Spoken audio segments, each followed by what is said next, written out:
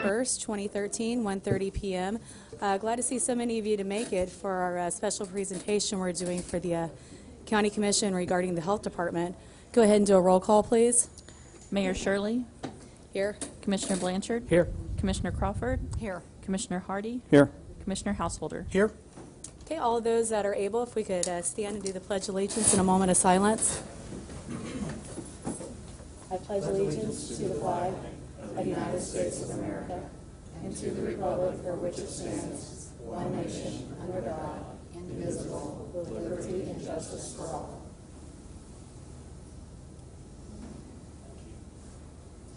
Thank you. I will turn it over to Mr. Gage. Thank you, Mayor and Commissioners. I don't get to vote, even though I get to sit up here, so the public knows. I'm not used to seeing you over here. Yeah, really. Keep looking over there. Typically, I'm speaking to you. In this particular case, I'll be speaking to the audience, so felt that that would be a little more comfortable to do it this way. Basically, before we get into this as a preface, I think it's safe to say on behalf of the City Commission that, and I think the County Commission as well, I don't typically speak for either one, but in this case, both entities have had a significant number of agreements, interlocal agreements for various services over the past decades, and both, I believe, have felt that those have been a huge benefit to the public, to those folks that live and work and have businesses in Salina County. And we respect the relationship. We always have. We're proud of it, actually. And I think when we talk to some of our constituents across the state, they question how we can have that close of a relationship. So even though we're talking about a difficult issue today, I do believe it's important to emphasize the very positive, which is we do have strong relationship and it runs deep and it means a lot. I believe to both parties, but I know I can speak for myself and for the City Commission that it means a lot to them. So with that, we'll kind of get started. First, just a little bit of history, and this is the boring part. I'm not going to go into too much detail with regards to this, but basically state law governs the boards of health and the responsibility to have health services in the county, and it provides that responsibility to county commissions. And in essence, a county commission, which is a typical model, would be the Board of Health and appoint a health officer. Some of the responsibilities, and there really aren't many as defined by state law, but they define policies for the promotion of public health and sanitation, appoint an administrator or health officer, adopt regulations and bylaws to govern programs and procedures, and in this case with the Joint Board of Health, the filing with the governing bodies of the county and city report of activities, statement of receipts and expenditures, and an annual budget. And that's the joint form. Otherwise, all of those things would be absorbed by and be the responsibility of the Salina County Commission. So I want to be clear about that. The City and County Joint Board of Health formed in 1955. So when I speak about the relationship of the two entities, it really does go far back and runs very, very deep. And I think even though we're at a bit of a rough spot in the road, it's been a very, very positive and favorable relationship. The most recent resolutions that reconstituted this relationship were included up here: City Resolution 04-6132, which was approved in 2004, and the 2004 County Resolution that's also included. What this does, though, when this is formed, it really creates a triple governance model. We have, in this case, a joint board of health that has authority, certain authorities granted over the health function. Talk about policies and procedures and expenditure of funds and programmatic activities and things like that, working with their executive director and their staff. The city and county's responsibilities primarily are to review the annual budget and to, in essence, fund this entity. And they do that at currently in the agreement 50-50 for the health services and 85% city, 15% county for the animal control, based primarily on where those activities occur. And that's been that way for a long, long time. Talking about the current issue, the current building that the health department has resided in until the last year was purchased in 1992. It's approximately 100 years old. Prior to the purchase, Salina County had a local architect inspect the building, and that person determined that structural and other systems were in good working order. Based on the outcome, the city at that time agreed to provide building maintenance as part of a separate memorandum of understanding. I think in looking back at that, all of that was done in the environment of a partnership without any wrong intent whatsoever. The intent was we think we have a good building. we purchased the building as Saline County. Saline County owns the building. City, would you help by taking on certain maintenance responsibilities? The city believed that everything was in good working order, said, sure, no problem, we can absorb that, and that's what happened. More recently, that we've looked closer at that inspection and the scope of it, and we believe that the scope possibly didn't fully include the structural elements when looking at that. And over a year ago, the health department building roof was determined by the city's building official to be a dangerous structure under the Uniform Code for the Abatement of Dangerous Buildings. This caused the need to vacate the building and repair the building and prompted concern of the building's ability to withstand high wind and heavy snow loads. So that was a very serious situation that unfortunately we didn't feel was avoidable at the time. Got to remember to point towards the computer. The roof was subsequently determined by a structural engineer specializing in buildings to have significant truss and mansard structural deficiencies with a repair cost up to $1,025,000. The structural engineer also determined that structural changes had occurred prior to the county purchasing the building. And also, because of that and other reasons, the significant structural deterioration likely occurred prior to that time. Those are events that raise questions to the city about our responsibility to repair the structural roof damages. Seems like an easy thing. We have a maintenance obligation. Why not just go and fix it? But those aspects bring to light some questions that created somewhat of a difference of opinion.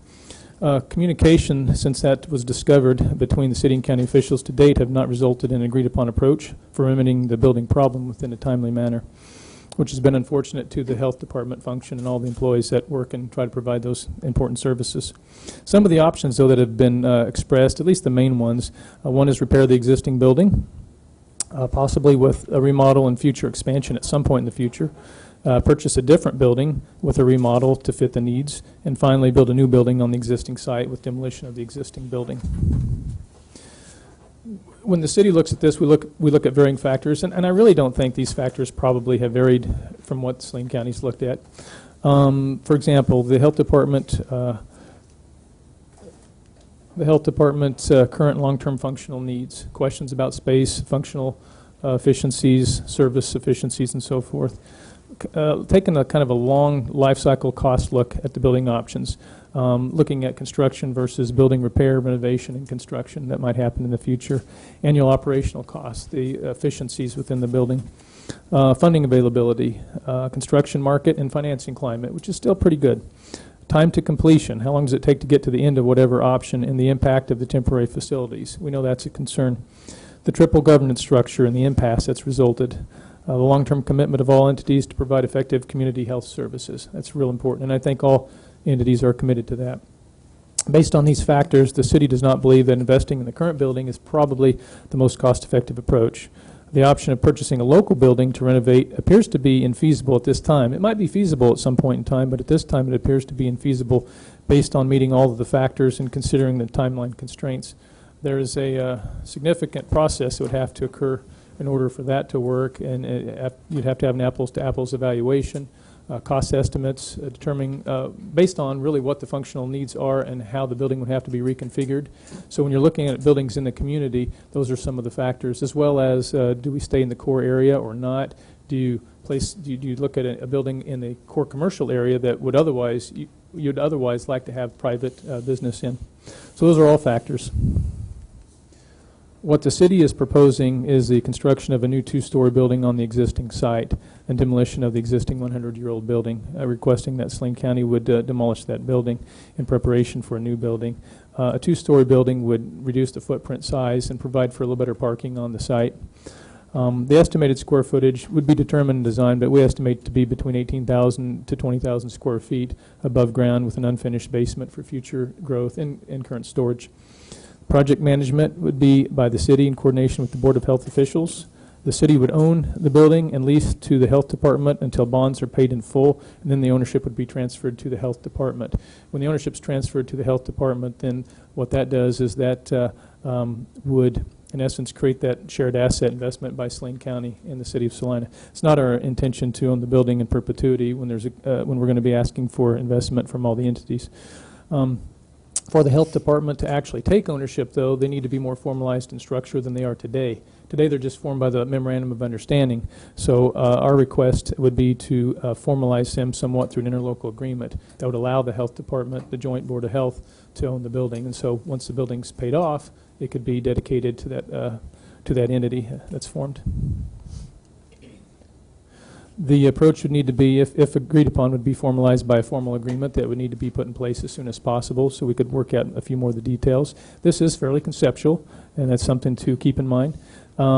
If it's agreed upon, the design services would need to commence for the new building very quickly and would need to coordinate for the demolition of the existing building. If we look at a timeline of what maybe the fastest timeline that's still realistic, a new building could be designed pretty close to year end. The existing building could easily be demolished by year end, making room for a new building. Construction would probably commence sometime around mid-March when we get into the construction season in 2014. The new building could be completed and ready for move-in possibly by the end of 2014 or at the latest early spring in 2015. When we look at the cost, there's a lot of coverage on the various costs. And it all depends on how your finishes are and so forth. But we estimate the cost for a good, reasonably built building to be between $3.7 and $3.9 million. I'm not going to say it couldn't vary a little from that, but that's what we estimate based on conversations with those who build those types of buildings. What we would request is a cash allocation of $1.8 million divided as follows. From Salina County, we would ask for $500,000, which has been put in reserve for the purpose of addressing the building in some fashion. From the health department, $800,000 in that they currently have in reserve contributed to the building. And the city would put in $500,000 equal to Salina County that we, in essence, have available in reserve if we need to for this purpose. That would leave a gap of approximately $1.9 million to $2.1 million that would need to be funded. The city would initiate the issuance of bonds to fund this. For a 20-year period, we estimate about a 3% interest rate to do that. The marginal cost would be covered, and the payment of those bonds would be covered by what we would characterize as a flexible lease payment of $130,000 to $150,000 per year from the health department. And that's an interesting concept we'll talk about. But the idea of a flexible lease payment would basically mean that we would structure it in a way that at least half of the lease payment would be paid in any given year. But the second half of the payment would be based on looking at the financial position of the health department. Because what we found is, and speaking with those who do that all the time, is that, and you can see from the budget numbers as well, a lot of the revenue that comes in for the health department is based on grant funding. And you can see, swings high and low different years. And we looked at the past trends of about 8 years or so. And as a whole, if you average it, it looks as if that can be absorbed by the health department. And certainly you have to extrapolate that to say, well, will the future be similar to the past? It's a pretty good trend line on average. So if we said, well, you have to make the full payment every single year, clearly the numbers would say, well, they probably can't do that. But if we create a means to which they can afford, they would put in, say, half, and then the rest is based on affordability, depending on if there's a really good year or not so good a year, they wouldn't have to do that. That provides some flexibility with them and allows us to really, I think, apply the averaging that needs to apply so we don't put too much financial burden. But in order for that to work, some other financial management strategies would need to be adopted by all the entities. One of them would be the preservation of the existing level of city and county operational funding with annual incremental increases, somewhat as historically applied. Each year when the health department brings their budget to the city and the county, we contemplate our ability and our revenues and so forth. And except in the last few years with the still impacts from the recession where it's been pretty flat, you could typically expect maybe a 2 or 3% increase somewhere in there. And so those types of increases would still need to be in play simply to respond to operational needs, but not necessarily for the building need. We would request the preservation of a 20% fund balance target. 20% is pretty healthy. It's about right, and I think all that agree that that would work and be sufficient. But we all need to work to ensure that the fund balance doesn't drop below 20%. That's the key, and if it does, then we have to work to get that back up. But we need to commit to that 20%. That's quite a bit less than what's in there today. We're very fortunate that in the health department's fund balance there are monies that can be utilized towards this building project and still leave it at a 20% level. So we're very happy about that. And then excess revenue, and this is a conceptual approach, if there's a really good year, and they're able to make the full payment, but we know that there could be a bad year, and I say a bad year just when it drops below the following year. If there's a really good year, funds in excess that are necessary beyond the payment, and knowing that we would preserve the 20% fund balance, those excess funds would go into another account, a restricted account, and it's a health department account, and basically it's sort of a little savings account. So when there's a bad year, you can pull from that to help make the lease payment. And so again, it allows for averaging and balancing over a period of time, rather than just say it has to be this every year, or landlord comes knocking kind of thing. So we think there's some financial approaches that can help make that work, because we do recognize it does put some responsibility and a little bit of pressure on the health department budget to make that work and meet operations, and we know that, so we felt that we could help put in some strategies. From a taxpayer perspective, we think that this approach provides the lowest life cycle cost compared to all the other options available, certainly with respect to putting approximately $1 million into the existing building. And when we look at that, we look at the age of the building and the need to put further, have further expansion. If that building is repaired, there's undoubtedly within the next 20 or 30 years, possibly the next 5 or 10 years, maybe tomorrow, the need to expand, and it's a limited opportunity to do that. But even if that would occur, it would take additional funds. And if the building were to be reorganized internally for that expansion, or just simply for functional utilization, that's going to cost more money too. So if we really start thinking about what could be in that equation, it's quite a few dollars. And then we start thinking about energy efficiency and reduced maintenance and so forth that you get with the newer building. Although I will say there has been an investment in that building, and from a heating and air conditioning perspective, the efficiency shouldn't be too bad.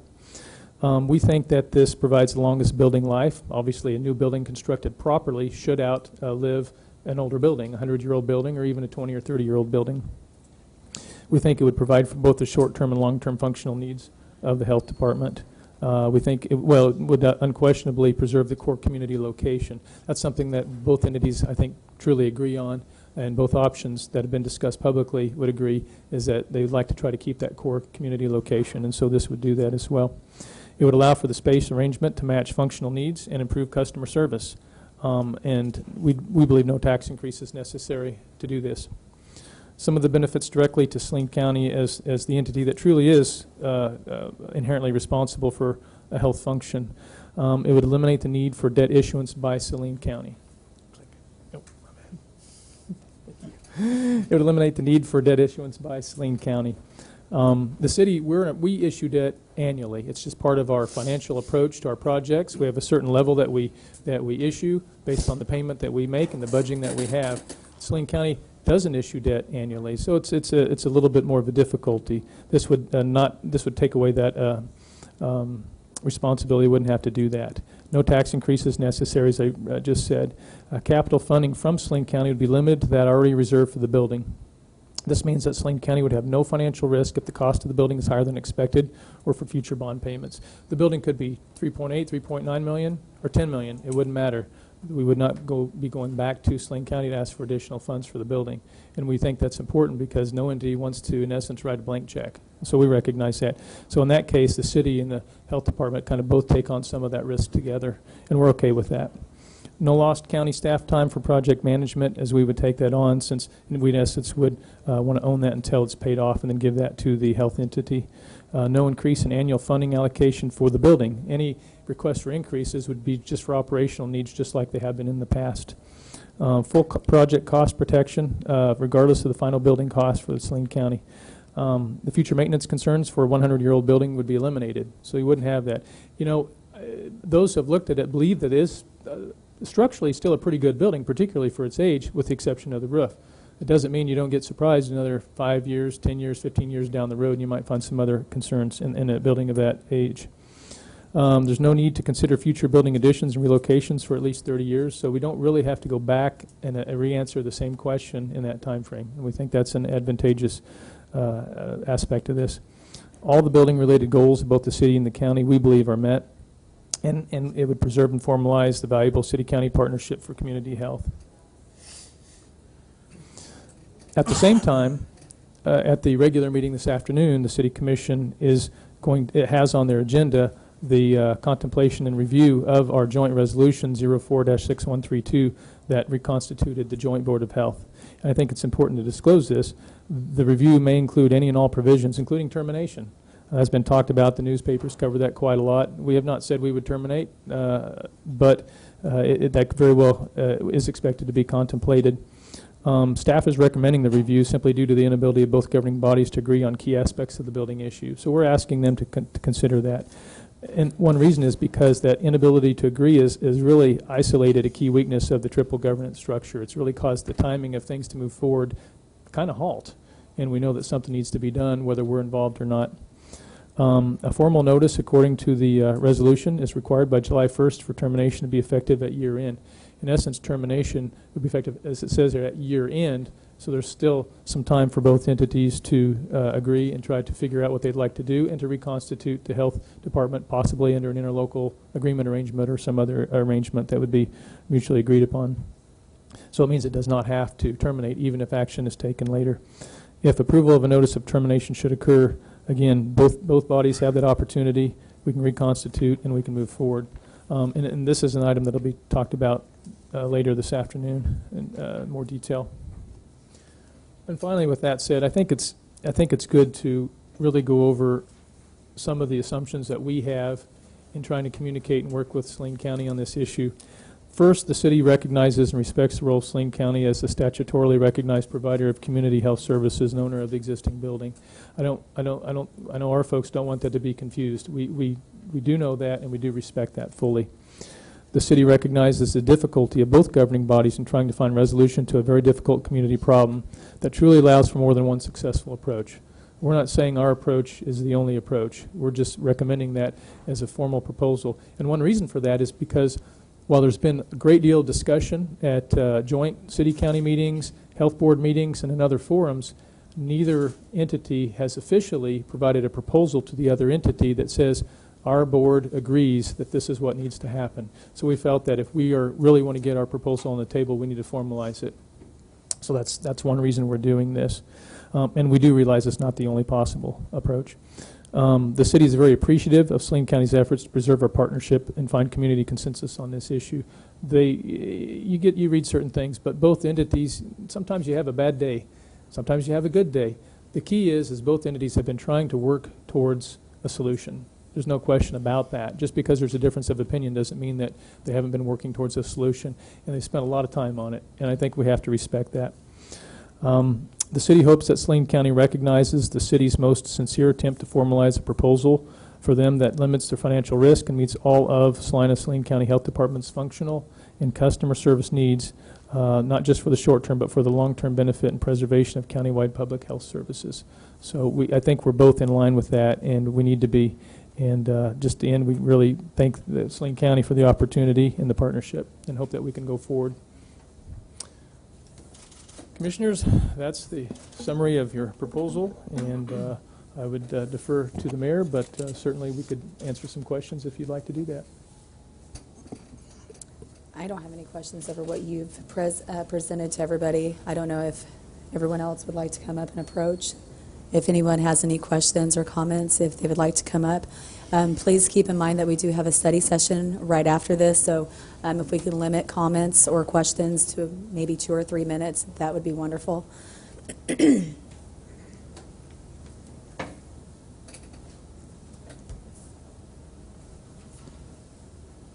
Anyone?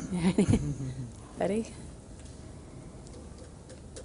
All right, seeing no comments or No, well, okay, here we go. Ray Ruska, you mentioned earlier about the GO bonds that are going to finance the balance of what your proposal is, Jason. By the way, congratulations, Commissioner Gage, since you're on the.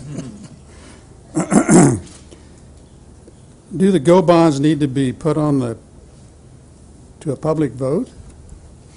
No, in Kansas, cities have the discretion to issue the general obligation bonds basically at their pleasure for various types of projects. So No, we don't believe that that would have to be put out to a vote in the same way that GEO bonds issued for other infrastructure projects do not have to be put out. So for how are a you going to vote. get the county to buy into this bond thing? Could you restate the question, please? How are you going to get the county to buy into this bond issue? Well, the point of the bond issue is that the city would take on the debt issuance risk in the administration of that. The county would not have to do that, nor would the county be responsible for making the payments. The city would take on that responsibility. So we've tried to create it, recognizing that's not something the county does every day. We didn't want to place any of that risk on Salina County.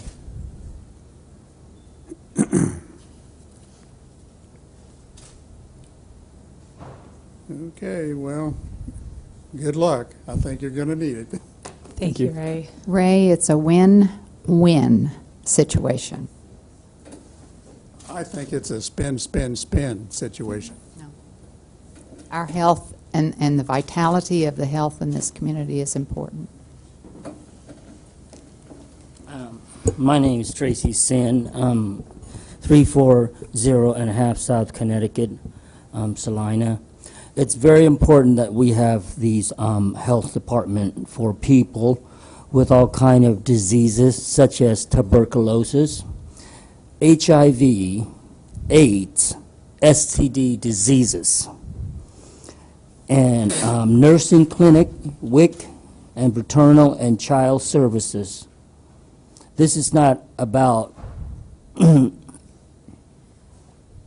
taking it out for public to vote on this kind of matters. These kind of people, this kind of problem needs to be taken care of, period. I don't think I should say anything else. Thank you. Thank you, Tracy.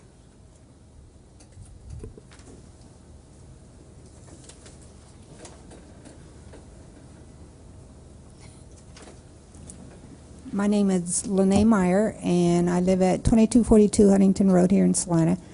And I'm really interested in this process because I am a taxpayer and I am a voter. And I think I have a responsibility to pay attention, so I want to learn a lot more. I do want to say that back in the 80s, I was an intern at the health department as I was furthering my career in nursing. And I was amazed and impressed about the quality of staff that is there. Very dedicated, heartfelt. They were able to put their egos by the door and do the best thing for Salina. And I think that's gotten better, not better, but more and more over time. I'm very, very impressed. So I do hope that we can resolve this, and they can put their energies in giving care instead of stressing out with the current situation. I do hope in your decision making, first of all, I'm glad that you're not increasing taxes, but if that was necessary, I would be more content paying that kind of tax than some of the other things. I do hope your final decision is not to terminate your responsibility or your connection with this project, because I think a voice of reason and maturity is very important, and from what I've observed, you've got it. So please, in your thoughts, think about the big, big picture and use that voice of reason. Thanks. Thank you, Lene.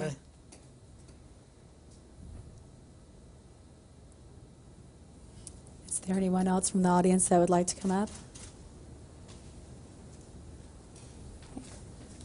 Seeing none, I'd make a motion for an adjournment. So moved. Second. Okay. Got a motion and a second. All in favor? Aye. All opposed? We are adjourned. 2:30 right now.